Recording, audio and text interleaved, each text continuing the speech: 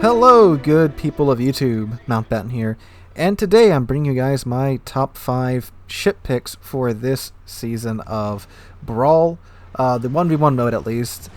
You can bring a division in, but these picks should be pretty good for 1v1 or divvying up with a buddy, so either way, these should be pretty good picks.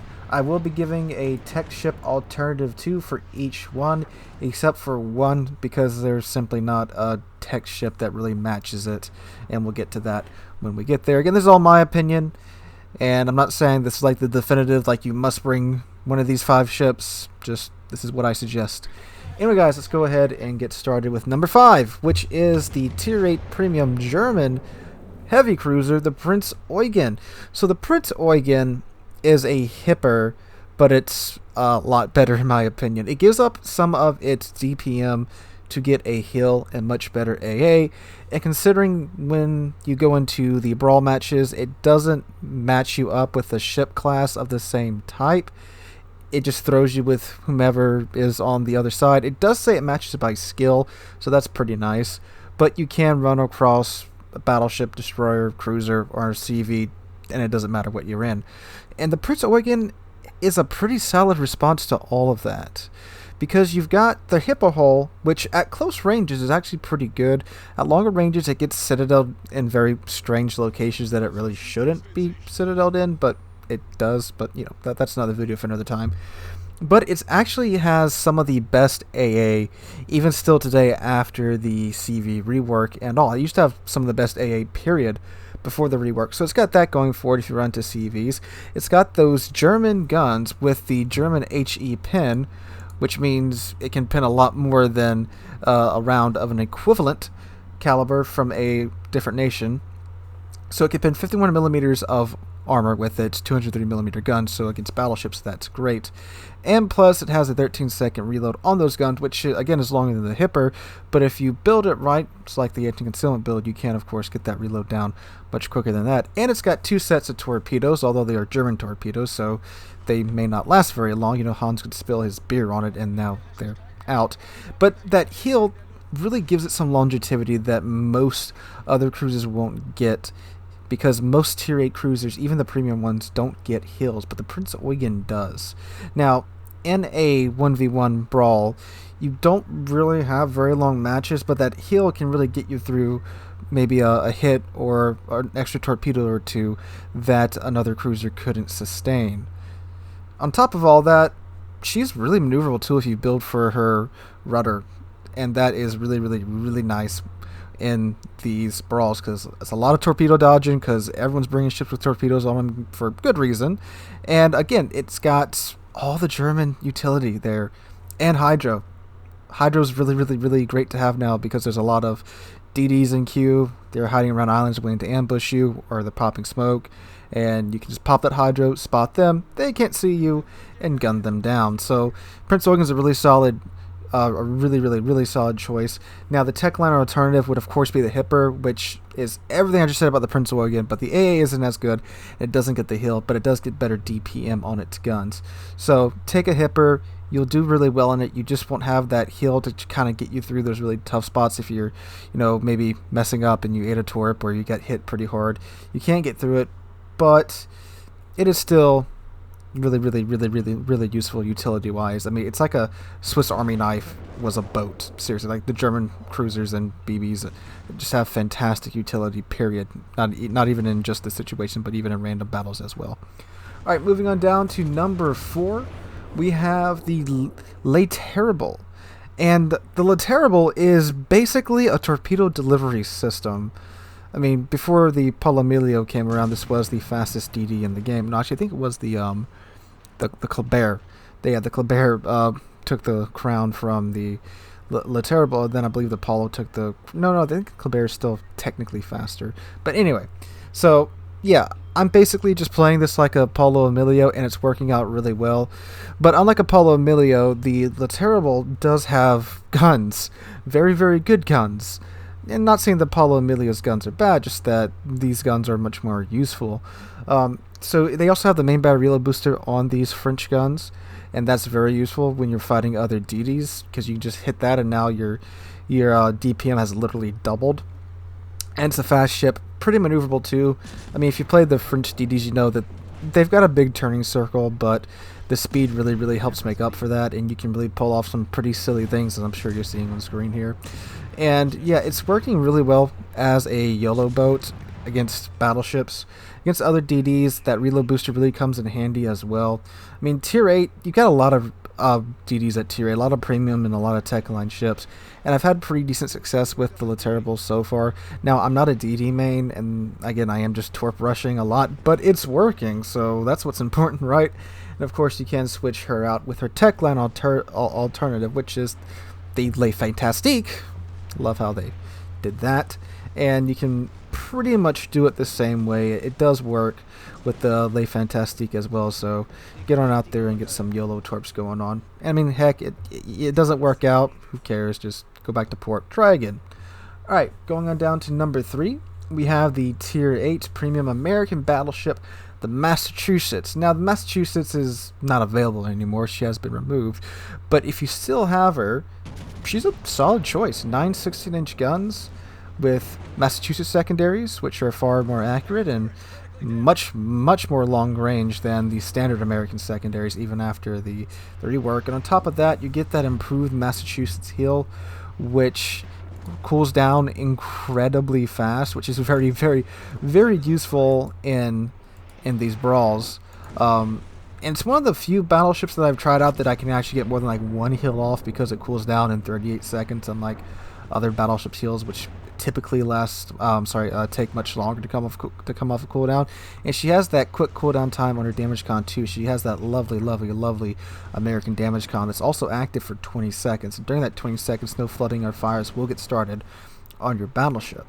So take all that into consideration, and her AA too. So again, if you run across a CV, not going to really bother you too much there.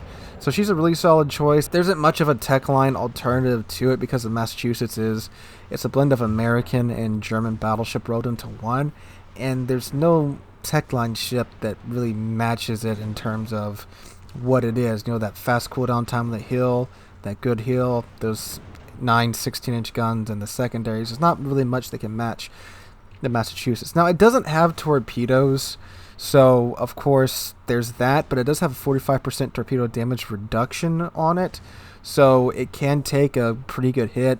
Couple that with the heal and the damage con, and it's a pretty tanky ship. So it's still a good solid choice, but again, unfortunately, it's not available anymore. But I mean, I think like everybody and their mom has this ship because of how popular she was, so I'm sure most of you have it. Anyway, going on down to number 2 now, we have the Tier 8 Premium German Battleship, the Tirpitz. So, I'm sure nobody saw this coming. Tirpitz is the king of brawling at Tier 8. She has 8 15-inch guns that reload plenty fast at 25 seconds. And now with and this goes to the Massachusetts too, or any ship you build for secondaries with the new commander skills, the whatever they call it, manual file for secondary, I don't know the name of it yet. You get a 10% boost to the reload time of your main battery guns when there is an enemy within your secondary range. And since these maps are so condensed, pretty much when you spot them, they're in your secondary range. So you get an even quicker reload time on those main battery guns now. And plus she has German secondaries. While the Massachusetts has decent range and decent accuracy and pretty good reload speed on her secondaries, the Tirpitz gets all of that, but she gets those German pins because of the German HE, which means most of her secondary guns can pin 32mm of armor. The ones that can't pin 26mm of armor, which normally people decry that, because when you get up tiered, you can't pin everything. But since this is Tier 8, you can pin just about everything you run across, except for, a couple of well-armored battleships you might run across. But if you run across a cruiser, or, well, of course you're going to pin everything on a destroyer, or some other battleships, you can pin just about the majority of their ship with most of your guns, of course, except for the 105s. But anyway, you got that going for you, along with decent fire chance, very good range, and very good fire rate if you build into the secondaries on the Tirpitz. Plus, she gets torpedoes.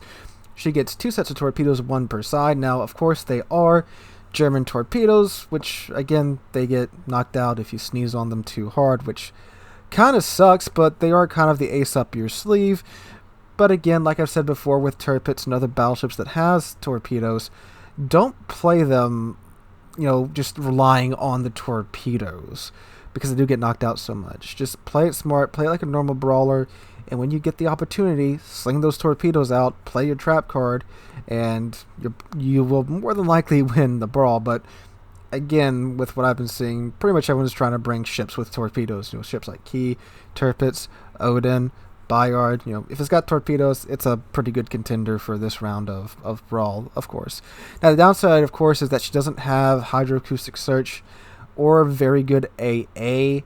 So if you do run into a CV, you're going to have a bad time, and you have to hurry up and try and find him before he floods you or burns you or APs you to death, depending upon which CV it is.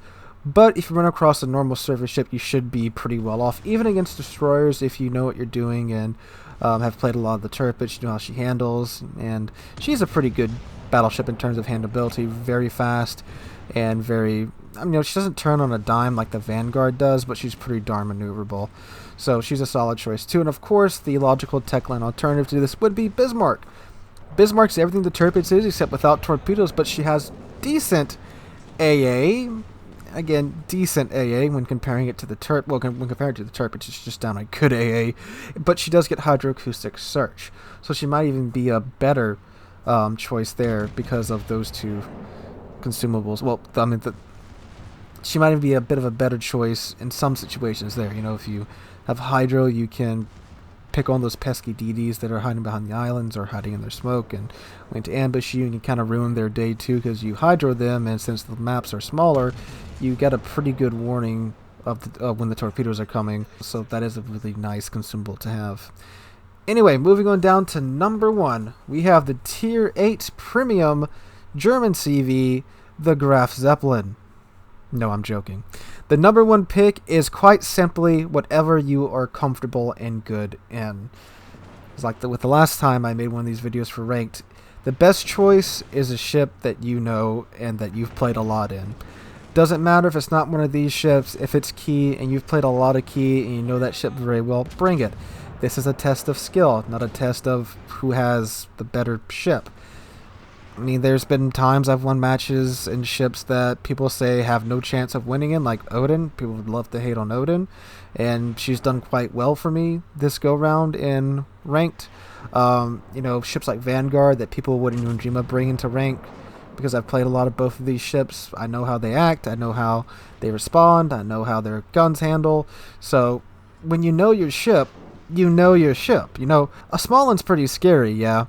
But a guy that's been playing Brawls since Brawls got released, that's scarier to me because that guy knows his ship. So take the ship you know. Take the ship you know and love. Take the ship you're comfortable in into this. This is a test of your skill. So it makes sense to bring the ship that you know and that you're most comfortable in into a skill-based match, especially when it's a 1v1, because it's all on you, quite literally. But also randoms is also sometimes 1v23, but that's also a slightly different situation there. But anyway, guys, that's my suggestion for you guys for this round of Ranked Brawl. I know it's kind of similar to the last time I made this video around Brawl, because it is, the same thing. You're fighting in close range, so naturally you'd want to bring the best close range fighters to this matchup. But anyway, guys, if this video helps you guys out with Brawl, I've been having a blast in it. I love brawling, I love close-in fighting, and I hope this game mode sticks around for a while. I think it's going to be here for, a week and a half, something like that. I don't know. I haven't checked the dates just yet, but I really hope they do a lot more of these small 1v1, 2v2, 3v3 match modes. They're a blast, and they're a nice break from the regular just stint of random battles and such. But anyway, guys, hope you guys enjoyed. If you did, make sure to drop a like, leave a comment, tell us what you're bringing to Ranked and how it's working for you, and subscribe to the channel. We're on our way now to 25,000 subscribers. We just passed 23,000 a few days ago, and I cannot thank you guys enough for that. Hope you guys are having a wonderful Tuesday. Hope to catch you guys in the next one.